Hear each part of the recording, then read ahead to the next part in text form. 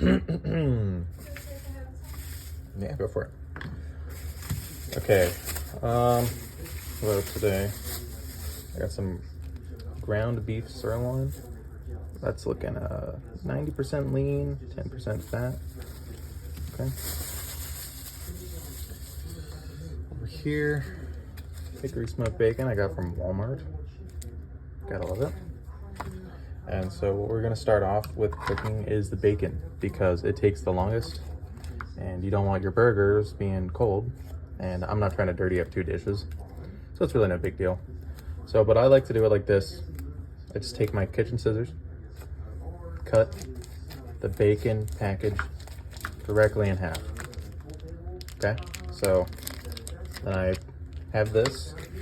This allows me to save the other half of the bacon in a Ziploc bag for later use. Could be for really anything. I can add it in soup, production. I could make breakfast, whatever. But anyways, so taking the bacon, I'm just gonna kind of push the bag open and push it out like such, almost like the equivalent of a push pop. Now I'm gonna take my camera, aka my phone. I have a cast iron right here, okay? And so if you want to test it's hot, you can just put your hand over it. And if you can feel the heat, that's a pretty general indicator that it's good and hot. I prefer cast irons. You get a much more even distribution of heat than you do your standard Teflon. Also, it increases your iron, so if you are anemic, and additionally, it isn't filled with harmful oils that Teflon has, aka a non-stick pan. But anyways, so what I'm gonna do, excuse me for seeing my feet, I'm gonna take this pan and I'm just gonna, and so of course I bought this same day, and you can always refreeze this if you make sure that there's not too much air in here, as excessive oxygen and moisture can cause freezer burn. But I'm likely gonna cook this soon, so I'm just gonna leave it in my refrigerator. And so breaking up the bacon, I just like to kind of take the spatula and just kind of peel it back and shake it around a little bit. Biggest thing in cooking is to not be afraid of what you're doing. You know, don't be reckless, but honestly, I feel like when people just don't commit to things I mean, I wouldn't say 9 times out of 10, but probably like 7 times out of 10 is the cause of why what they did wasn't successful. Because they didn't commit to it. But yeah, so you can evenly distribute it. Right now there's a good bit of oil in the pan itself. That's allowing it to kind of cook fairly even. And you don't even have to stir it around like this. That's what I'm choosing to do.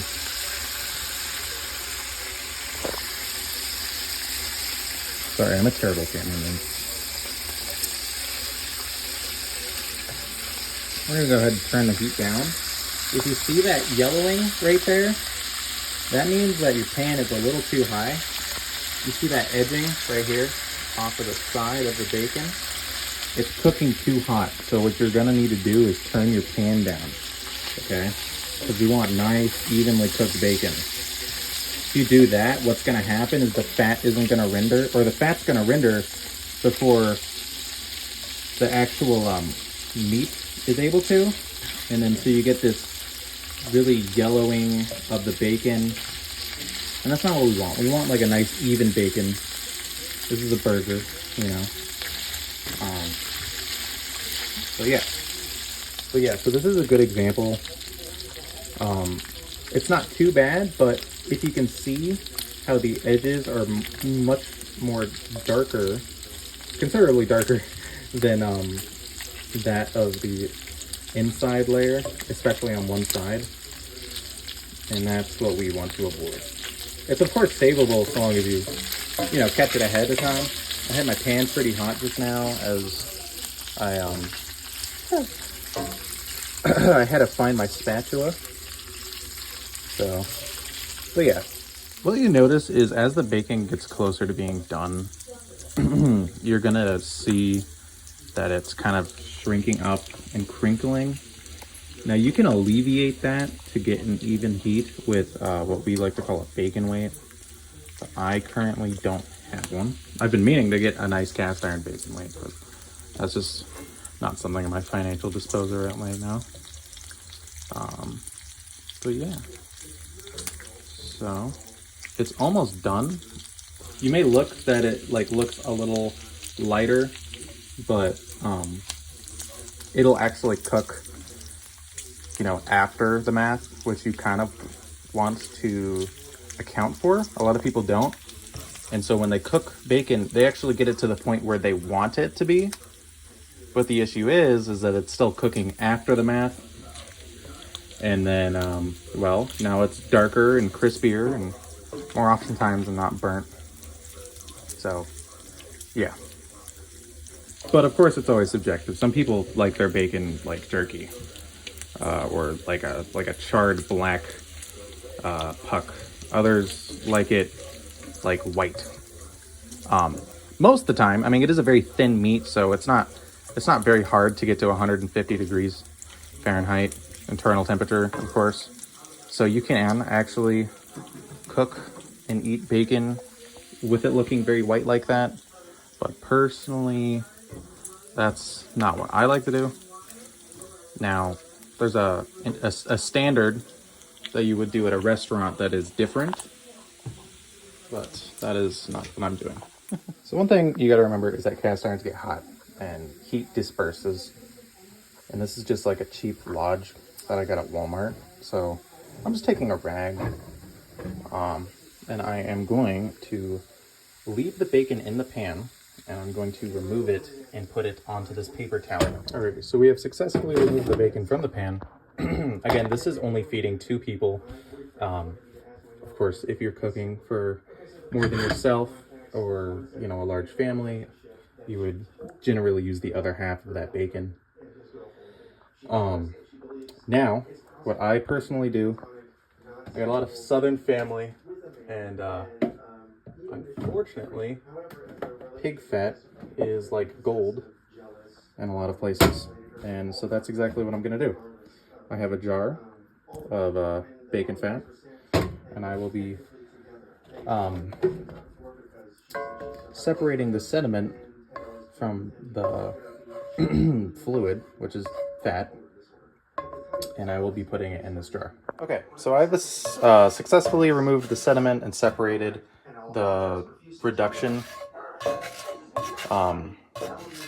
Now what I'm going to do, and there is so many better ways to do it, but I am a very lazy person, and this is unfortunately just what I see as the easiest, quickest, and yeah, just overall my preference. I like to just take a paper towel, which I know it's not very frugal, and you're not saving the trees in this situation, but I like to take a paper towel, and be careful when doing this. Of course, the pan is still very hot, and I'll be just removing the sediment in this instance. I'm going to be using 2 hands, you know, but just as an example. Alrighty, so we've successfully removed that. I have successfully removed the sediment that was in the pan. I'm going to turn it back on. The pan is hot, and we're going to put it on low as I get the ground beef ready. I know a lot of people have sensory issues when it comes to handling raw meat, and if I were to be in a kitchen, like an industry kitchen, I would be using gloves. But for home cooking, I will argue that it is just as safe so long as you wash your hands frequently, as you are not risking the contaminants due to a high volume of food that you're serving. For instance, if you're handling food 8 hours a day, of course, you're more likely to give someone a foodborne illness as to where, you know, if you're cooking once, twice a day, it's not gonna have that effect. So I have 1 pound of ground beef right here. And now, I always hate the initial start of this, but I'm going to be processing it with my hands. And what you really want to be looking for is you don't want to over process it. And by what I mean by that is kneading it like it's dough. But you do want to have you see how it's kind of like a noodle consistency?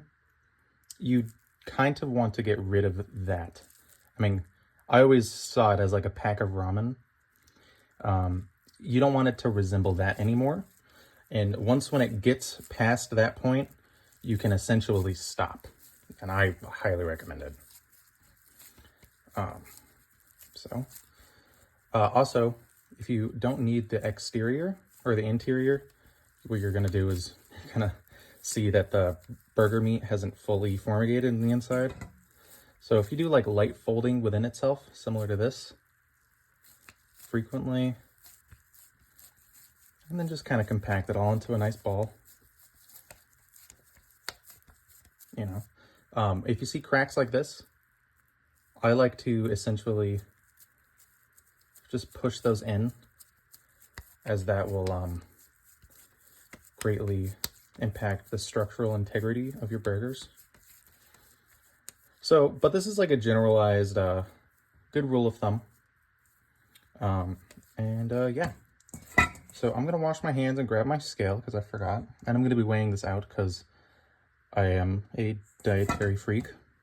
If you are interested in pursuing a caloric deficit, I do highly recommend the purchase of one of these units, as I, for example, purchased this unit, I believe at Walmart for only like $12. I cannot remember if that was the initial sale price or if I bought it at discount, but I mean, I'm sure you can find one pretty easily. When I first started my weight loss journey, I actually used an analog scale, which unfortunately did not go too far. And this has up to 11 pounds, which is really, really nice. So I'm going to use yet another paper plate. Again, very frugal of me. And then I'm going to tar it out. All right, there we go. And so what I'm essentially going to do, this is about a exact pound of ground beef, 90-10. So it is 90% lean with a 10% fat content. I could have went with a 93%, as of course it's healthier, but with that, you kind of want some fat content with a burger for proper caramelization. Also, you risk greatly impacting the structural integrity of the patty. So I'm just going to do a general estimate. Of course, I divided it in half right here, and I'm going to go ahead and do the same, just so we can get a basal starting point. Let's go. Sorry. Okay. So 16 ounces in a pound, of course. So we're going to do the math here. We want around 4-ounce balls, just generally. I did weigh this in, and they did kind of skim me a little bit by about half an ounce. So it's not going to be perfect. So I see 3.8. That seems pretty good to me, but we will see via this. 3.8 seems pretty good to me. And we're just going to set these balls off to the side first while I divide the remainder and weigh them in properly. 3.9 and 4.1.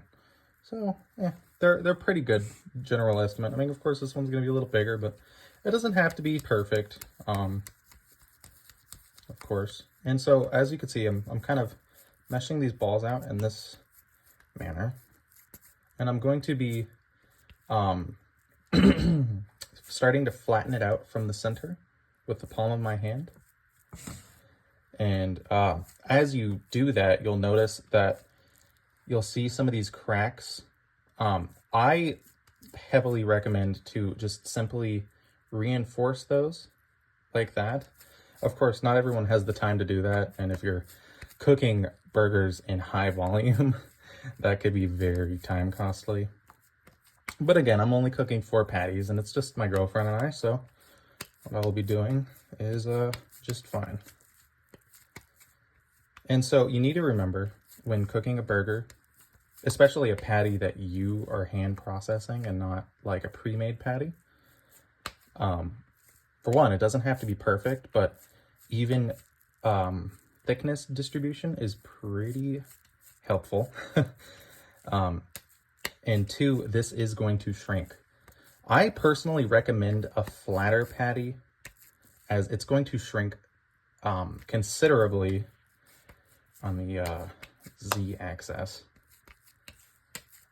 Now, I'm going to set that aside. I don't have to keep the weight right here. Boop. Okay. I need to disinfect that anyways. Alrighty, so I'm just going to set the patty aside like that. And I'm going to continue to do this just as I showed in this example. Alrighty, so as I previously stated, it is important to understand the fat content of a burger, as these are considerably more lean. I personally prefer, and of course opinions may vary, but 80-20, so 80% lean content is the optimal burger patty. Again, these are lean, about 10% leaner, but that is simply due to my own accord. But now that we are done with that instance, I'm gonna go over to my spice cabinet here, and I'm gonna keep it pretty simple. Of course, you are, by all means, you're free to season it however you like, but I personally just like just some basic salt and pepper, and then with the occasional garlic and onion powder. You cannot go wrong. I do not often season 2 sides of the burger. And you may be like, oh, why? I mean, for one, so the burger's really thin, so you're not really risking the probability of, you taking a bite of the piece of meat and it being bland on one side, like you would perhaps like a steak, you know what I mean? And of course, even if it's a thin steak, you can simply season one side as well. But as for burgers, especially thin ones like these, I highly recommend just, going, by all means, you can season both ends, but I think it's just easier. So I will be doing that. All right. And then, you know what, we will add garlic powder as well.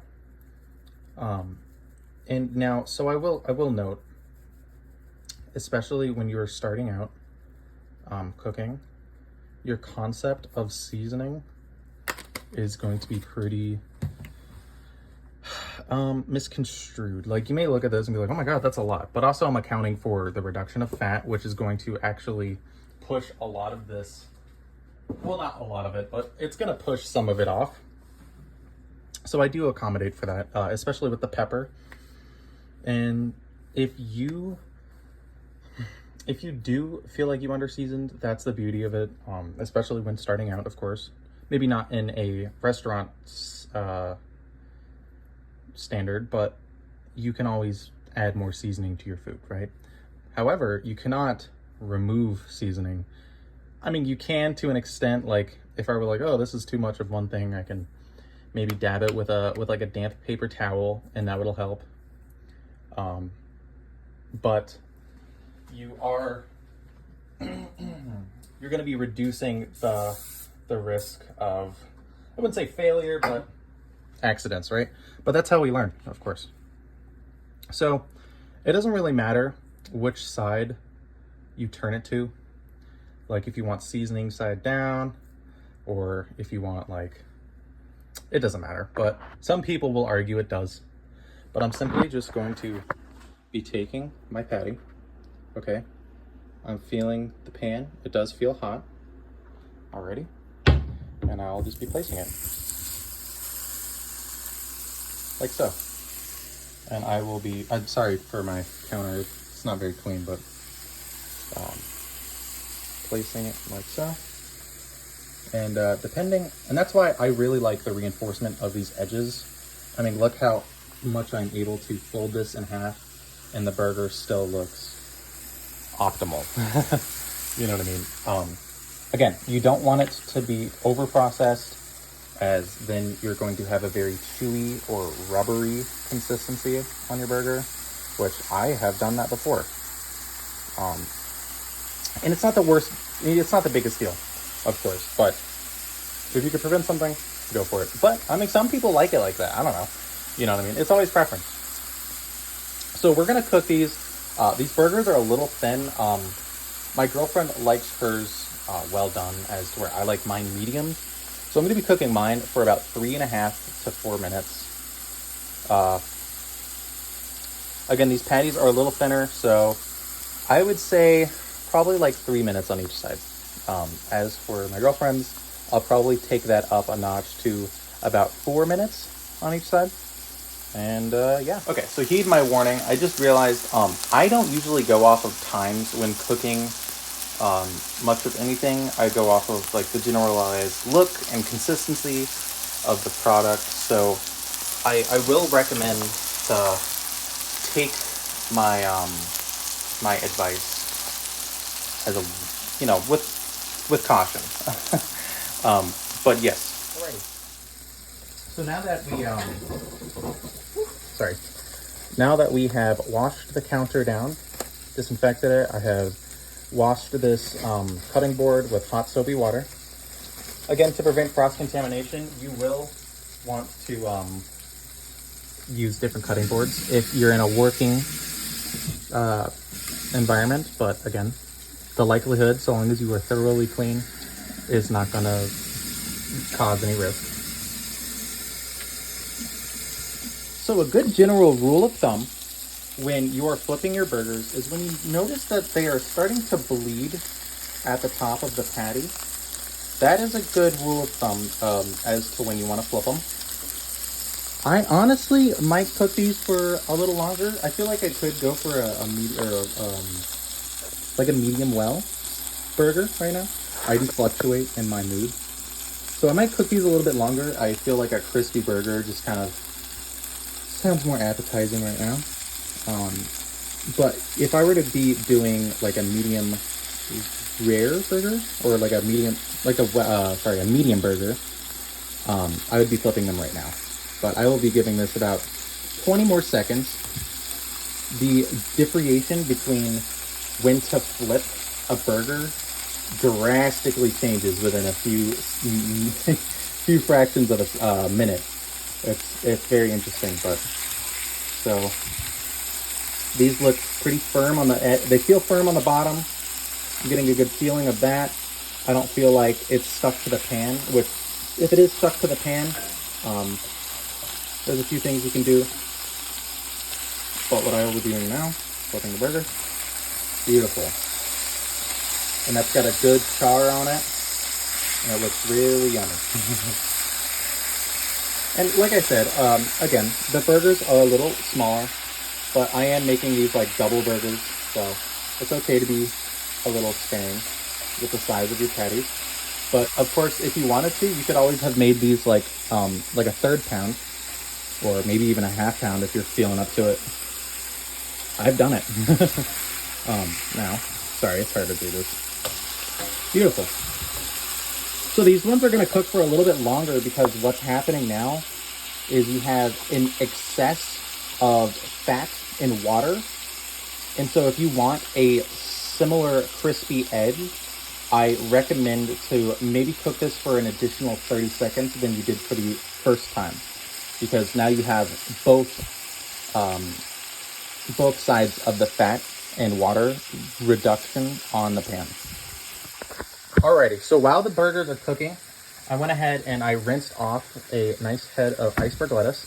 Now, I'm not going to be using this whole thing, of course, but I will be saving it. So there's multiple ways of doing this, but I just like to cut the end off because I'm kind of lazy. I'm not going to lie. I cut a little shallow there. That's okay. And so I like a shredded lettuce consistency, and there's multiple ways you could do this, of course. But sometimes I like to cut the end off, just like that. Okay. You can cut it in half like this. And then I'm gonna save this other half and put it in a bag. So while I'm cutting this, I'm actually putting the burgers on low. And this is gonna give me a little bit more time. And then I am going to show you the steps on toasting burger buns. So there's, again, a few ways you could do this. You can cut it long ways like this, push super down. And this will obviously give it a shredded consistency. This is what I like to do, but some people find it difficult. Usually I use Roman lettuce, not iceberg, but I got this for like 50 cents. It was on sale, so I will be using this one. And again, you don't have to do it like this, but I like nice thick lettuce. And yeah, so you get this nice fluffy feeling of the lettuce first. And of course you can press down, and that kind of helps cut it as well. Be sure to lock your thumbs in. Alrighty. So now we got nice fluffy lettuce. Again, some people like it thinner, but I think it's more of like an aesthetic thing, honestly, than anything else. But yeah, if you wanted, you could always go back over it and cut it up again. I know some people cut it long ways. I don't like doing that, but to each their own. Alrighty, so I have set the lettuce off to the side in a separate bowl. This is actually, in fact, the meat bowl, but I had washed it in hot soapy water. And now I will be showing you how to cut a tomato. My blades are extremely dull right now. I don't know what happened to my honing blade. I'm very upset about that. And my sharpening stones are in storage. So I am going to show you a life hack, especially for someone who is just starting out with handling a knife. So I went ahead and picked up this very cheap serrated knife, a fine tooth serrated knife at Walmart for like $2. And the cool thing about these is they do not dull easily, and they're really good for cutting tomatoes. So what I like to do is you let the blade do all the work. Okay, most of cuts that happen are actually with a dull blade and an attempt to cutting, usually tomatoes actually, from what I've seen in the kitchen, tomatoes. But I like my tomatoes a little thicker because I just like putting one thing. All right, so we have these tomatoes. Those are all cut up. The burgers are just about done. And then I will also show you how to cut up an onion if you like onion. Okay, so I do not recommend using a serrated knife for cutting up an onion. But so a tip is, so with any onion, you're gonna see this rooted end, okay? I call it the butt, but the rooted end is actually where a lot of that vapor is going to be excreting from. So if you can avoid cutting the rooted end for like until the last bit, then you will reduce the odds. Now, the biggest thing is what a lot of people don't know. It's the sharpness of your blade.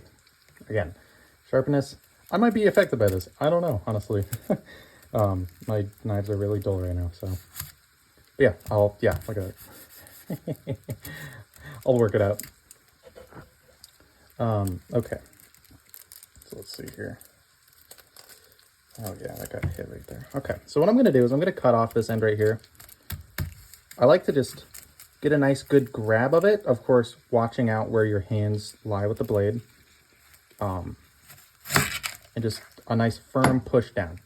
And I like to cut with the tip similar to this.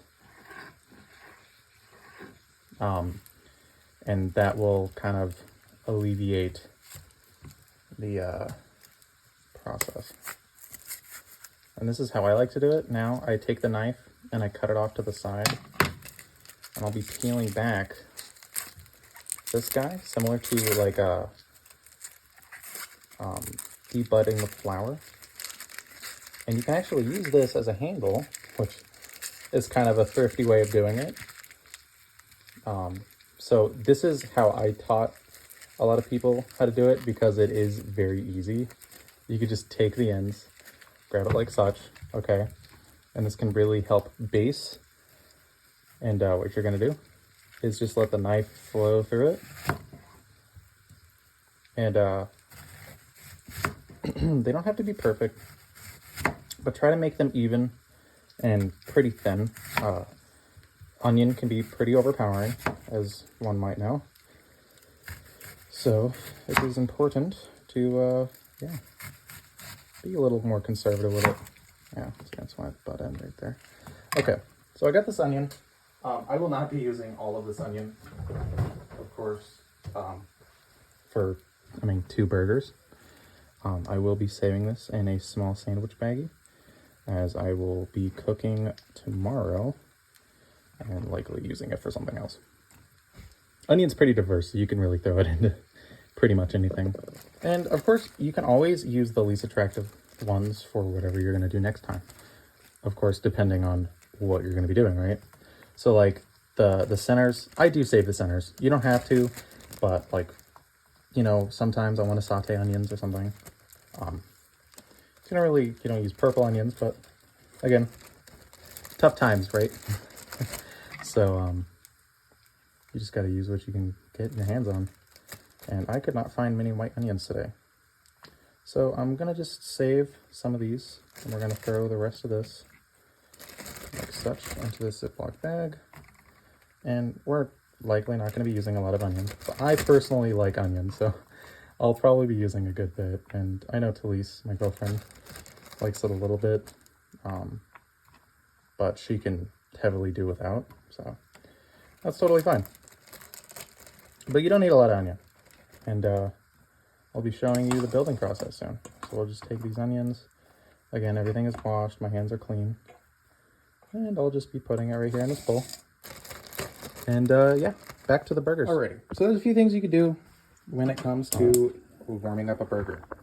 Now, what I do recommend when you are going to cheese a patty is to flip it onto the side, whereas the burgers are hot, right? So you flip it. I'll try to get some of that grease off. Again, I'm trying to be a little frugal here. And yeah, we will add our cheese. Now, I only want cheese on one patty, and so does my girlfriend. So I'm just gonna do it like this. And of course, as you know, or might know, heat rises. So put the cheese on top, of course. And yeah. Alrighty, so I personally like to go with Dave's, which is a brand. Hold on. Wait 1 second. Don't practice this at home. This is my apron.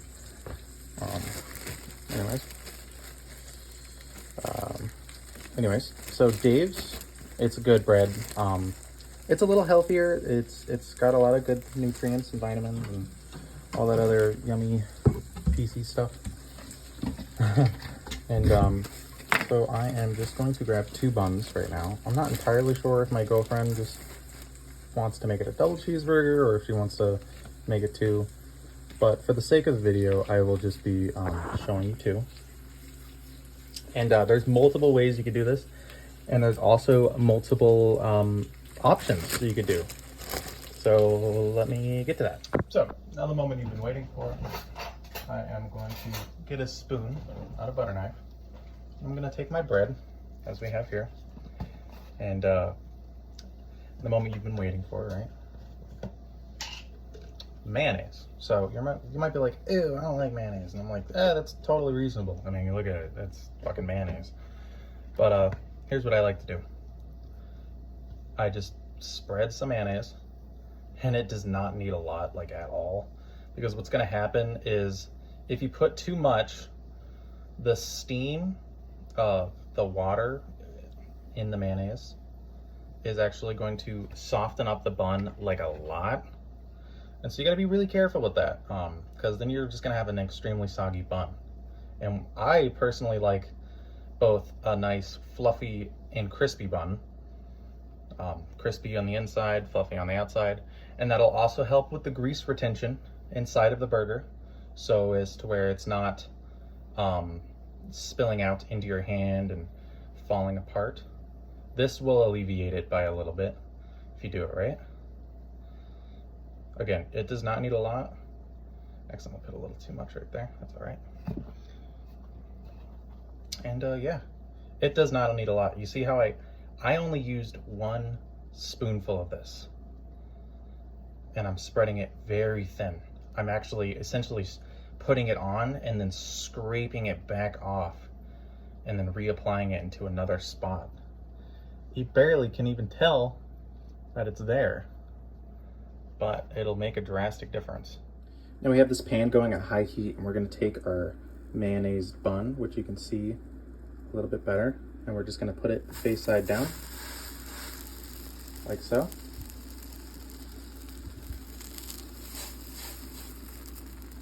I'll probably try to, I could have used my bigger pan, but honestly, I just did not feel like washing a pan that size.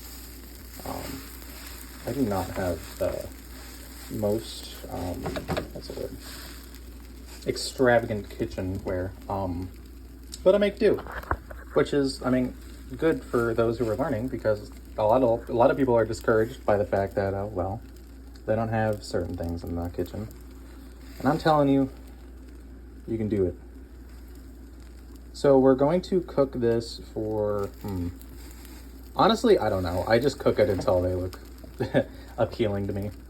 But yeah, I'll take you back to where I am seeing them. So this did not take long at all. In fact, it only took me about 40 seconds after I paused that video. And now we have a nice crispy bun. Again, you want to be very thin with this, as it's not soggy, but it has gotten a lot softer. And I used a very, very conservative amount of mayonnaise. So yeah, it's important to be very light with it. As you can see, it kind of will frail right there if you don't flip it in time. This is how it should look. I like to think of it like McDonald's buns. That's not how they do it. They actually have this thing called a bun roller, and that they basically butter it up, and then it goes through this roller that rolls the buns and gets them all good and yummy. Okay, so I have this small side bowl, and what I'm going to show you, this is kind of like a side thing, but I'm going to show you to make sriracha mayo. Super simple, obviously. It's literally just in the name, right? So I'm going to take about 2 teaspoons, like 3 teaspoons, if even, because it's only for 2 burgers, right? And then I am going to take sriracha, which I hate to admit that I will fucking eat this till the end of time. And yeah, I kind of just do a 1-to-1 ratio. It's pretty simple, and I just mix it up.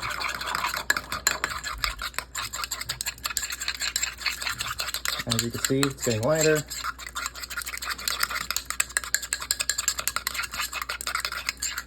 And this is what I'm going to be using as a base condiment for when I build the burger. Holy shit, you scared me. For a base burger, or for a base condiment, sorry.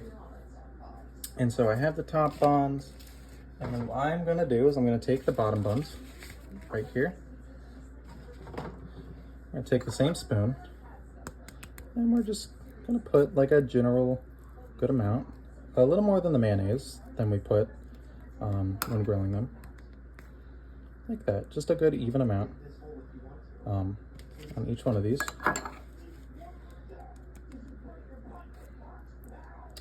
And yeah, and then we'll take it to the next step. This I will probably be using for fries. I like to use it for fries, which honestly I just have been using air fryer fries, which I'm not going to show. But yeah. Alrighty, so what I'm going to do is I'm going to show you how to build one of these burgers. So you use the sauce is essentially a glue for the burger. And this is really helpful. Now, a lot of people put sauce after, but if you put it at the bottom bun, what you're doing is you're helping your lettuce or other fixings, whatever, kind of stay in place. And so I'm taking lettuce and I like to put it up into a ball. And I like to just set it like this. And this kind of leaves it nice and fluffy. And this is a good general cool. And it's gonna keep it compact, fluffy, yummy, and yada, yada, yada. And then we are going to take our tomato. Boop. Just one tomato. No problem at all. And then what I'm gonna do is we're going to add onion on top of said tomato. And I like to kind of stagger it a little bit. Kind of adds a little more lift to the bun and makes the burger look more full. And I'm going to be taking pickles out of a pickle jar. And yes, what we'll be doing. So we'll be adding about 3 to 4 pickles, like so. Perfect, just like that. I also brought jalapenos, in case that's what Talise wants. But for my burger, we're just gonna be doing it like this. And then so I forgot to mention, on the top bun, I will actually be using a guacamole, which is that thing we were talking about. It's very mind-boggling that you haven't had it. This is just store-bought. I could not find good avocados today at Walmart, and I didn't want to go searching around, so I just got some store-bought. Alrighty, and then I will show you what to do for the final step. Alrighty, so I've heated my bacon on the pan. I'm gonna put the bacon on a crosshatch fashion, like so. It doesn't have to be perfect, honestly. Like I said, if I had a bacon weight, these could be a lot flatter. But just for the sake of the video, we're gonna pretend that it's flat. And yeah, let's get this guy on the burger. Okay, so I did do it off camera because it is kind of hard recording. But this is the Borga. Ta-da! And yeah.